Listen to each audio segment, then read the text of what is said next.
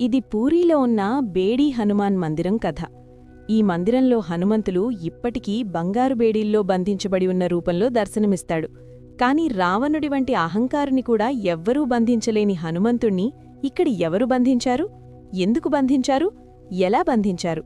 ఈ కథ మొదలవుతుంది సముద్రదేవుడి భక్తితో. సముద్రదేవుడు భగవాన్ జగన్నాథస్వామి పట్ల అంతగా భక్తితో వ్యాకులుడై ఆయన పాదాలను తాకాలని తన వినాశకరమైన అలలతో మళ్లీ మళ్లీ పూరీ నగరాన్ని ముంచెత్తేవాడు. ఆ భక్తి పూరీ నగరానికి ఒక మహా విపత్తుగా మారింది. ఈ మహావినాశాన్ని ఆపడానికి భగవాన్ జగన్నాథస్వామి హనుమంతుణ్ణి సముద్రతీరంలో కాపలాగా నియమించారు. హనుమంతుడక్కడ నిలబడ్డాడు.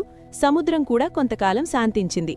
కాని పూరీ నగరంలో ఎక్కడైనా రామభజన లేదా రామకీర్తన మొదలైతే రామనామం వినగానే హనుమంతుడు తన కాపలిని వదిలి అక్కడికి వెళ్లేవాడు. హనుమంతుడు వెళ్లగానే సముద్రానికి మళ్లీ అవకాశం దొరికేది. అలలు ఎగసిపడి నగరాన్ని మళ్లీ ముంచెత్తేవి. అప్పుడు భగవాన్ జగన్నాథస్వామి ఎవ్వరూ ఊహించని పనిచేశారు.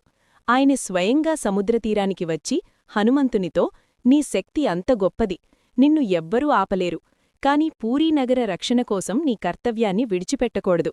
అందుకే ఈరోజు నిన్ను శక్తితో కాదు, భక్తితో కాదు, కర్తవ్య బంధాలతో బంధిస్తున్నాను అని అన్నారు.